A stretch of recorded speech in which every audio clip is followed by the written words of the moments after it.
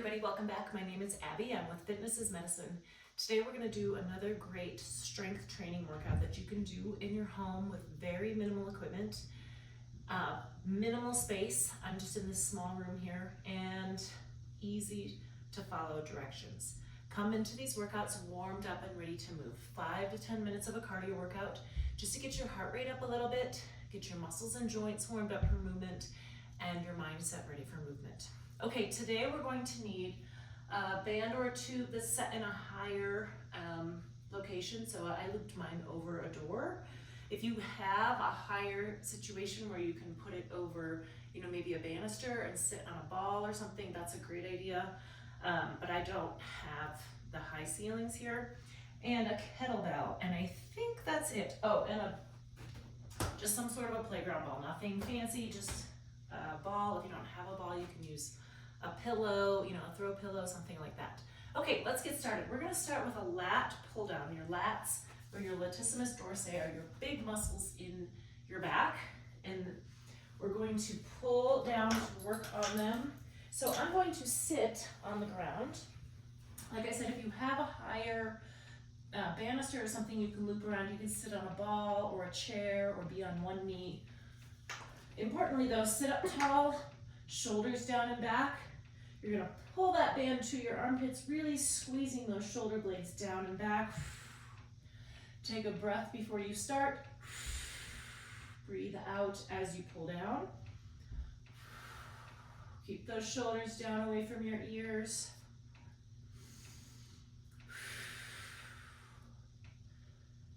6,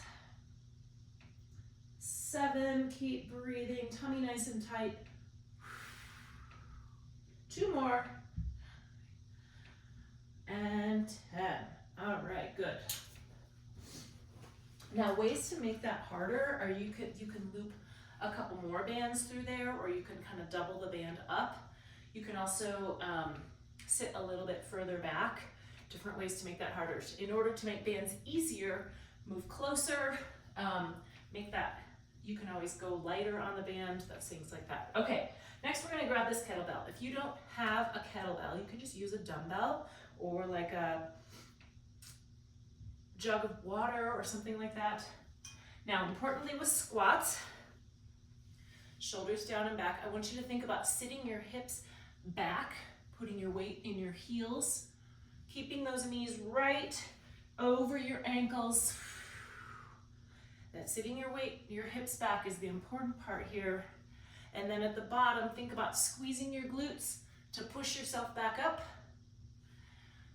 Breathe. All you're doing is dropping that weight between your feet. If you can't go down that far, that's okay. You can do a smaller range of motion. Breathe. If you can't, depending on which way you're breathing, it's important. What I like to say is breathe in on the way down, breathe up on the way back, but really, most importantly, just keep breathing. Don't hold your breath. 2 more. Sit those hips back, squeeze your glutes. And 10. All right, good. I forgot one piece of equipment. If you have a medicine ball, we're gonna do some slamming, some ball slams. Now this is another way to work your lats and your abs. If you don't have a medicine ball, you can slam, like a throw pillow on the ground, something like that. Find something, be creative, but raise it overhead, slam it down. This is a power move. 3. So I'm stretching out, and then I'm coiling up like a spring. 5, 6, 7, 2 more, 9, and 10. All right, good. Those are kind of fun. Good way to release some aggression. Okay, next we're gonna do skaters. So make sure you've got all of your equipment out of your way. What this looks like is we're gonna go side to side. So one side to the other. Now first, just start with a step.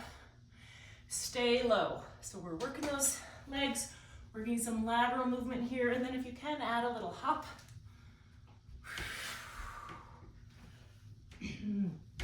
Stay low, keep those hips back.